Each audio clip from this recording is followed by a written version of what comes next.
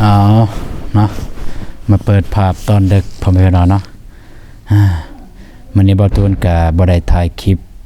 มืดมือเลยพี่น้องเอ้ยรู้สึกเมื่อยบ่ว่าเป็นหยังพี่น้องโทรหาเบาหนงว่าย้อนกินหมูกระทะเพิ่นว่า จักแม่นจักบ่เพิ่นว่าไปกินหมูกระทะหลายเพิ่นว่าจน รู้สึกเมื่อยเพิ่นว่าจักแม่นจักบ่เอ้ากราบทักทายสวัสดีแล้วก็สวัสดีพ่อแม่พี่น้องหมดสุขคนเนาะก็ยินดีต้อนรับอาตูนชาแนลพี่น้องเนาะก่อนอื่นหมดก็ต้องขอโทษขออภัยในเวลาพ่อแม่พี่น้องที่รอชมคลิปของบ่ตูนหรือว่าคลิปของทีมงานหรือว่าคลิปแบบไปหาน้องบ้องพี่น้องเอ้ยซึ่งบ่ตูนก็บ่สามารถไปหาน้องเพิ่นได้บ่ได้ไปหาน้องเพิ่นบ่ตูนนอนมืดมื้อเลยพวมตื่นตอน 4-5 โมงแรงนี่รู้สึกเมื่อยพี่น้องเอ้ยเมื่อยแล้วก็เจ็บหัวไปนำนี่ลูกมาแล้วก็กินข้าวอาบน้ำก็เข้ามานอนพี่น้องเนาะเอาก็บ่มีหยังหลายพี่น้องเนาะคลิปนี้ก็บ่มีหยังหลายพี่น้องเนาะมีแต่ว่าบ่ตูนก็สิมาขอบใจพ่อแม่พี่น้องแล้วก็ผู้ใหญ่ใจบุญ FC ทุกท่านเนาะที่ช่วยกดไลค์หรือว่าช่วยกดติดตาม2ของบ่ตูนตอนนี้ก็20,000แล้วพี่น้องเอ้ย 20,000 Subscribe แล้วพี่น้องเนาะถ้าบ่มีพ่อแม่พี่น้องที่ช่วยซัพพอร์ตบ่ตูนก็บ่มีในมื้อนี้พี่น้องเนาะและก็ที่สำคัญเนี่ยมันบ่ตูนคิดว่าสำหรับบ่ตูนนะจนสำหรับบ่ตูนเนี่ยบ่ตูนคิดว่าที่สำคัญที่เฮ็ดให้บ่ตูนฮอด20,000นี่ก็ย้อนเบาเตียงแล้วก็น้องบ้องพี่น้องเอ้ยถ้าว่ามีเบาเตียงมามื้อนั้นมาเกินว่ามาเฮ็ดให้ความจริงปรากฏก็คือความจริงของเบาตูนแล้วก็น้องบ้องก็บ่มีคนใดหรือว่าบ่มี FC มาสนใจพี่น้องเอ้ยมาสนใจเรื่องราวของพวกเฮาแล้วก็ต้องขอบใจทางน้องบ้องหลายๆที่เกินว่าที่บ่รังเกียจเบาตูนที่ยอมเปิดใจให้เบาตูนพี่น้องเอ้ยแล้วก็เบาตูนเชื่อว่าหลายๆคนที่เข้ามาติดตามเบาตูนเกือบว่า 99% หรือว่า 90% แม่น FC ของน้องๆบ่ว่าน้องบองน้องเดิมน้องซาลีน้องกระเดยน้องห่านและหลายๆน้องพี่น้องเอ้ยถ้าลำพังเบาตูนผู้เดียวก็บ่มีไผอยากเบิ่งถ้าสมมุติเบาตูนถ่ายชีวิตประจำวันของเบาตูนก็บ่มีไผอยากเบิ่งก็ย้อนเบาตูนไปถ่ายทีมงานไปถ่ายน้องๆและจึงเฮ็ดให้หลายๆคนรู้จักเบาตูนแล้วก็บ่ว่าแต่เบาตูนรวมกับทีมงานเลยก็ย้อนว่าหลายๆคนรู้จักน้องๆนั่นแหละมันจึงมีเขาเอิ้นว่า คนมาติดตามทีมงานเฮาถ้าบ่มีน้องๆก็บ่มีเติมไฟพี่น้อง ถ้าบ่มีน้องๆก็คิดว่าบ่มีทีมงานในมื้อนี้บ่ตูนคิดว่าก็รู้สึกดีใจพี่น้องความจริงบ่ตูนก็อยากเปิดคลิปกลางเว้นนั่นแหละอยากขอบใจกลางเว้นแต่ว่ารู้สึกบ่ไหวอีหลีพี่น้องมันเมื่อยมันแต่อยากนอนมันเริ่มเป็นแต่ตอนเช้าพี่น้องบ่ได้เป็นเมื่อวานนี้ก็ยังแข็งแรงอยู่ตื่นเช้ามาแล้วปกติเนี่ยตื่นเช้ามาก็ถ้ายังอยากนอนเนาะถ้าสมมุติว่าตื่นเช้ามาแล้วยังอยากนอนจังซี่ก็สินอนต่ออีกแต่อันนี้ตื่นเช้ามาแล้วโอ้เมื่อยเด้ลองนอนอีกตื่นอีกคือจังว่าเมื่อยแต่ว่าแบบเมื่อยแฮงพี่น้องเอ้ยจนแบบบ่ได้กินข้าวกินน้ำแม่มาถาม 3-4 ครั้งว่าแล้วเป็นหยังคือบ่ลุกไปกินข้าวกินน้ำเพิ่นว่าโอเคก็ยังคิดฮอดคิดถึงคือเก่าพ่อแม่พี่น้องไว้แต่ว่ามื้ออื่นก็สิได้ไปดำเนินต่อสำหรับห้องน้ำน้องก็ได้มื้อนี้เบานงเพิ่นก็บ่สบายคือกันพี่น้องเอ้ยเพิ่นเจ็บมากสันหลังเพิ่นเจ็บกระดูกสันหลังเพิ่นว่าก็น่าเป็นห่วงคือกันทางเบานงเพิ่นบ่สบายก็บ่สบายพร้อมกันเลยทางเบานงแล้วก็เบาตูนบ่ได้ไปอัปเดตบ่ได้ไปเฮ็ดเวียกบ่ได้เวียกเลยมื้อนี้พี่น้องบ่ได้เวียกบ่ได้งานเลยบ่ได้เวียกของเบาตูนก็คือ บ่ได้ไปเฮ็ดห้องน้ำน้องก็เลยก็คือบ่ได้เวียกกันแหละบ่ได้เฮ็ดเวียกเฮ็ดงานว่าซั่นซะ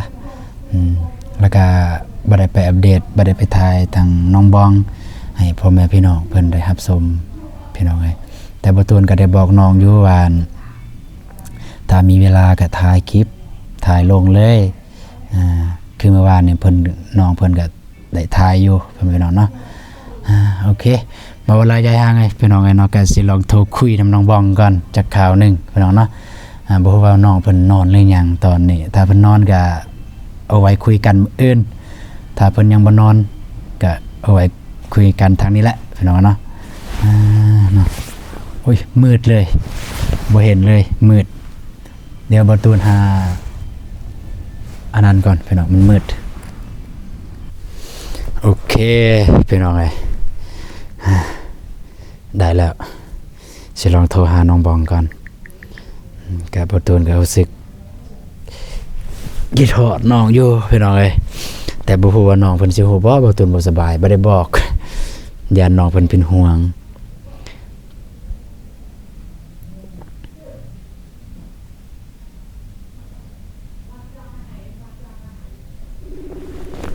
ติดอยู่พี่น้องเอ้ยติด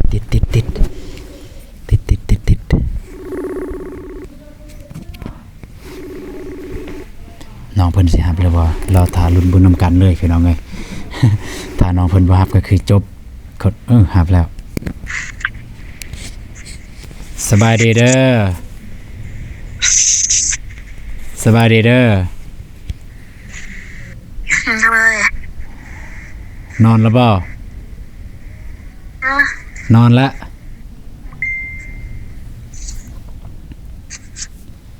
นอนแล้วบ่โดยโอ้ถ่ายคลิปอยู่เด้อ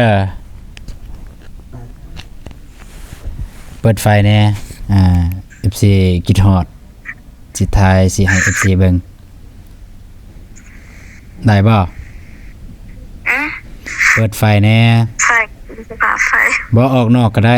ออกไปอยู่นอกจะคราวนึง5นาที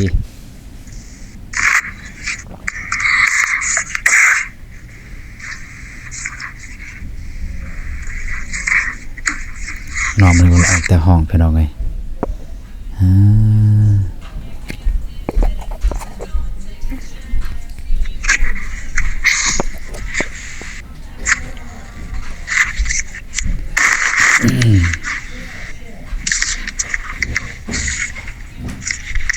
แล้วบ่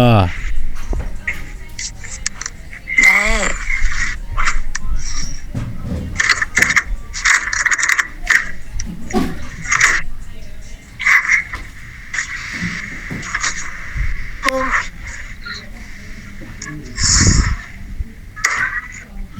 เปิดไฟแล้วพี่น้องไงเปิดไฟแล้วนี่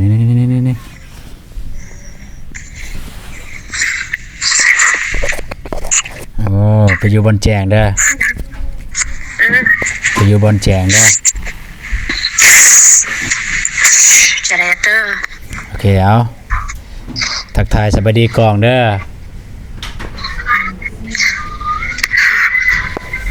สบายดีเด้อ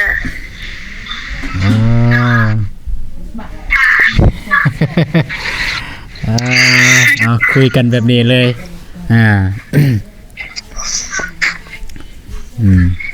กินข้าวแล้วบ่กินแล้ว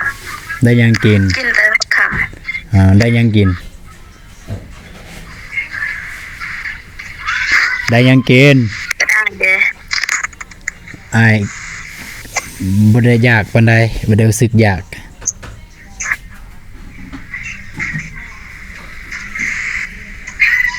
เป็นหยังบ่สบายบ่สบายดีอยู่บ่ได้รู้สึกอยากซื่อ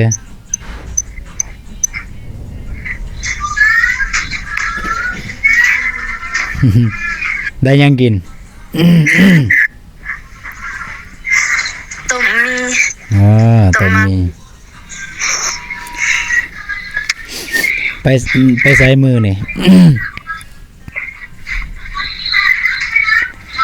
ไปใส่มือนี่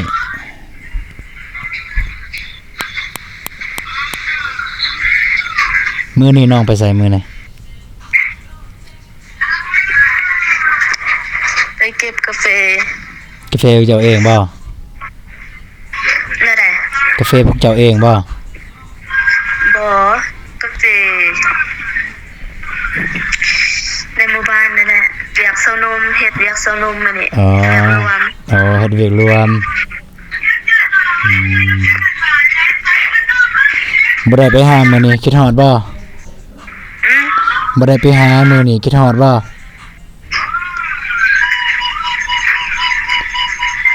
นั่นแหละ ว่ามื้อนี้บ่ได้ไปหาน้องคิดฮอดอ้ายบ่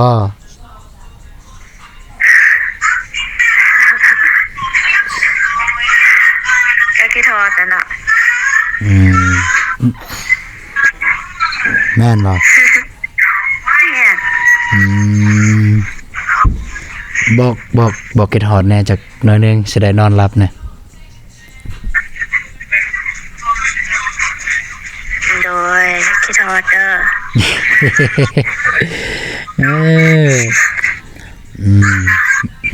ขอบใจเด้อคิดฮอดคือกัน ไปใส่มื้ออื่น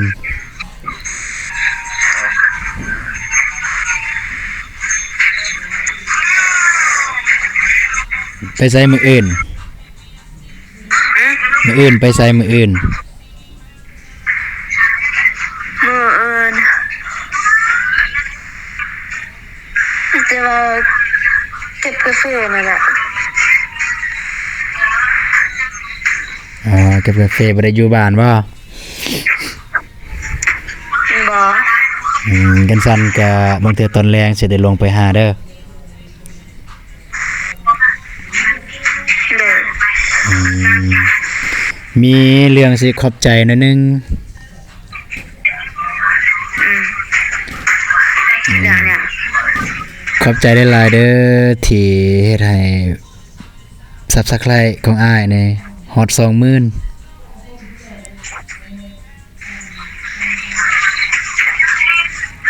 งง ได้ยินบ่ บ่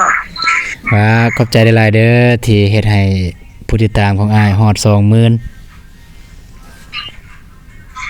ติดตามซอง YouTube ซองละห้องบ่หรือว่าซองนี่ ซองนี่แหละ2-3ห้องมันบ่ดันเดี๋ยวอ้ายสิหาทางแก้ไขตั้งเป็นซองใหม่อีก มันบ่ดันเด้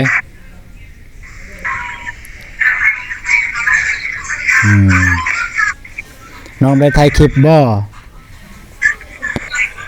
มื้อนี้บ่ แม่น มื้อนี้น้องบ่ได้ถ่าย คือบ่ถ่ายมื้ออื่นตอนเช้าถ่ายเด้อแล้วก็กลางเว้นก็ถ่ายไปเฮ็ดเวียกก็ถ่ายเลยลงซองอ้ายก็ได้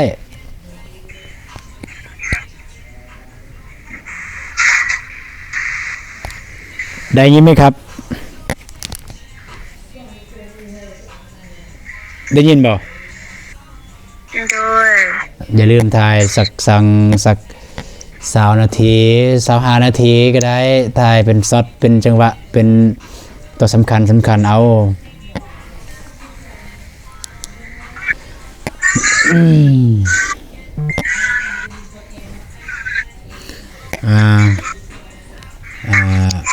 พ่อแม่พี่น้องเพิ่นเสร็จมาลายอยู่พี่น้องเอ้ย เพิ่นเสร็จมาลายอยู่ยอมรับว่าพ่อแม่พี่น้องเพิ่นฮักน้องบองลายอยู่เด้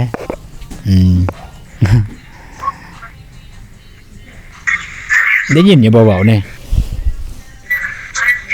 บ่ได้ยินปานใด บ่ได้ยินปานใดโอ้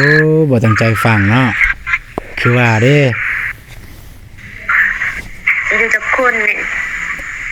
ตอนนี้อยู่หลายคนเพิ่นนอนแล้วบางคนก็นอนแล้วบางคนก็ยังอยู่เฮือนครัว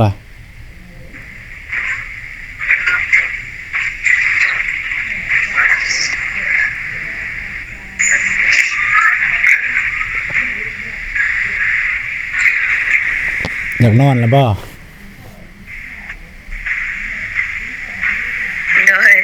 ว่าอายรบกวนน้องบ่เนี่ย อืม อายรบกวนน้องบ่ บ่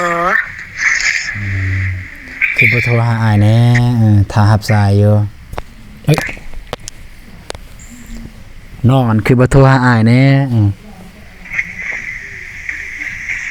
ยันอายทาเวียกบ่ได้โทร ยานคา เอาเต็มจอเลยพี่น้องอันนี้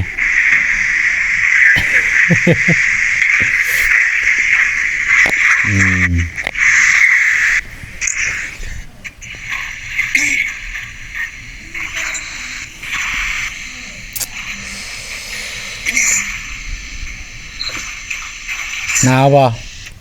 าบน้ำแล้วบ่ ฮะไอ้ถามน้องในหนาวบ่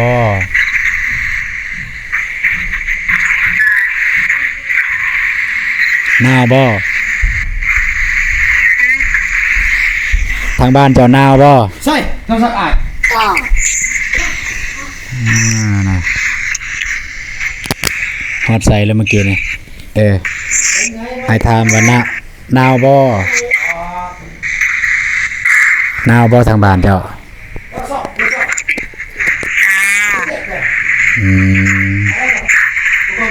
แสดงว่าไอ้ทรงความอบอุ่นบ่หลายไอ้ทรงน้อยเกินไปน้องจึงรู้สึกหนาว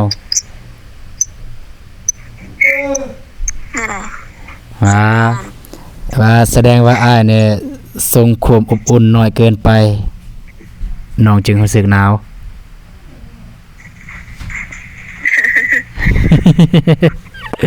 เออเออ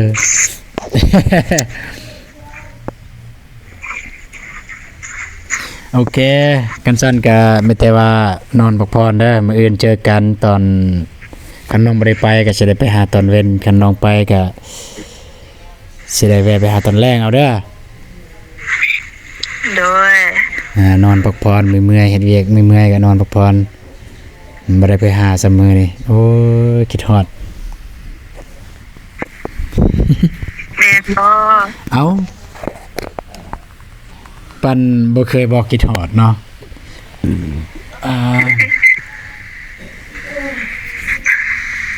โอเคลา FC นะ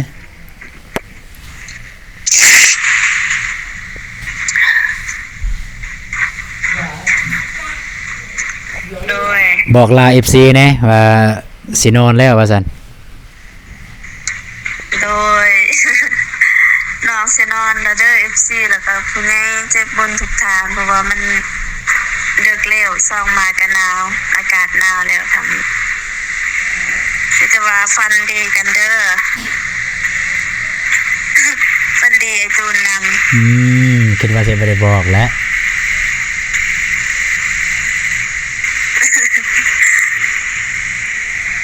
แล้ว โอเคซั่นก็ไปหาหลับหานอนเด้อมื้ออื่นเจอกันยินบ่ โดย โอเคบาย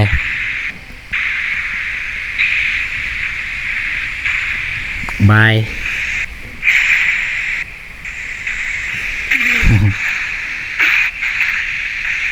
ฟันดีเด้อ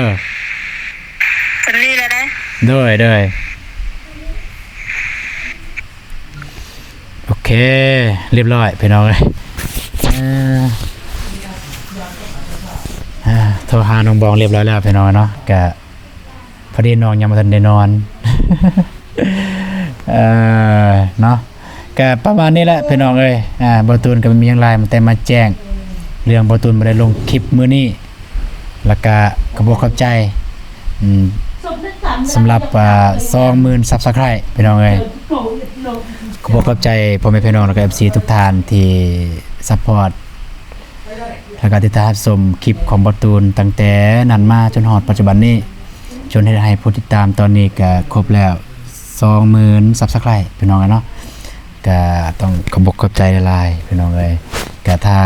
บ่ตูนเฮ็ดผิดพลาดประการใดก็สามารถตำหนิติชมได้พี่น้อง กับบ่ตูนก็ยินดีที่จะปรับปรุงปรับเปลี่ยนบางเทื่อบ่ได้ปรับเปลี่ยนให้เห็นบัดเดียวเลยก็สิได้ปรับเปลี่ยนทีละหน่อยเอาพี่น้องเนาะด้วยความว่าเฮาก็บ่ได้ฮู้แน่พี่น้องเอ้ยก็อาศัยนำพ่อแม่พี่น้องนี่แหละอาศัยนำพ่อแม่พี่น้องนี่แหละแนะนำคือที่ผ่านมาก็ส่วนหลายบ่ตูนก็ส่วนหลายเอานำพ่อแม่พี่น้องแนะนำบ่ว่าทางทางคอมเมนต์หรือว่าเซตมาจังซี่บ่ตูนก็เอาทางนั้นละมานำใส่พี่น้องเอ้ยแล้วก็เรื่องซองใหม่บ่ตูนยังบ่สามารถสร้างได้บ่คือแตะกี้นี่สร้างง่ายเดี๋ยวนี้สร้างยากพี่น้องเอ้ยมีแต่บ่ตูนก็สิหาครูบาอาจารย์เพิ่นเฮ็ดให้พี่น้องก็แล้วแต่ว่าเพิ่นสิเอานำเท่าใดก็สิรอท่าเบิ่งนํกันพี่น้องเอ้ยบ่ตูนเฮ็ดบ่ได้แล้วก็ทีมงานยังบ่ทันได้ถามแล้วทีมงานแต่ว่าทีมงานก็มีแต่แนะนำแนะนำแต่ยังบ่ทันให้ทีมงานเฮ็ดเดี๋ยวมื้ออื่นถ้าได้พอกันกับทีมงานเบาโกเบานุ่งก็สิให้ทีมงานเพิ่นเฮ็ดให้ถ้าทีมงานเพิ่นว่ายอมบ่ตูนก็สิหาครูบาอาจารย์มาเฮ็ดให้พี่น้องเนาะสำหรับซองใหม่โอเคสำหรับคลิปนี้บ่ตูนก็สิขอจบคลิปไปเท่านี้พี่น้องเอ้ยก็สิหาหลับหานอนก่อนพี่น้องเนาะก็บ่ว่าทางใดก็แล้วแต่บ่ว่าทางไหนประเทศทางไทยทางลาวทางต่างประเทศพุ่นละก็บ่เข้าใจได้หลายเด้อแล้วก็ฟันดีกับคืนนี้พี่น้องเนาะได้ว่าเจอกันในมื้ออื่นพี่น้องเอ้ยมื้ออื่นถ้าพี่บ่ขามาบ่เหยียบก็จะได้พอกันพี่น้องก็จะได้พอกันคือเก่าพี่น้องเนาะโอเคสำหรับคลิปนี้บ่ตูนก็ก่อนอื่นหมดต้องขอบใจทางผู้ใหญ่ใจบุญและพี่ทุกท่านที่ติดตามรับชมคลิปของบ่ตูนตั้งแต่ต้นจนจบคลิปแล้วก็ขอบคุณทางพ่อแม่พี่น้องที่ผู้ใดได้ทักมาหรือว่าคอมเมนต์ทางคลิปของบ่ตูนผู้ใดได้ทักมาก็ทักมาแสดงความห่วงใยทักมาแสดงความคิดถึงก็ขอบใจได้หลายพ่อแม่พี่น้องเนาะก็ขอบใจทุกภาคส่วนนั่นแหละพี่น้องเนาะก็บ่ตูนก็บ่มีหยังสิเว้ามีแต่คำขอบใจนั่นแหละโอเคพบกันใหม่สำหรับคลิปนี้บ่ตูนสิขอจบคลิปเท่านี้มีแต่ว่าเจอกันอื่นคลิปนี้บ่ตูนก็กล่าวคำว่าสบายดีเด้อพ่อแม่พี่น้องเอ้ยไปแล้วพี่น้องเอ้ย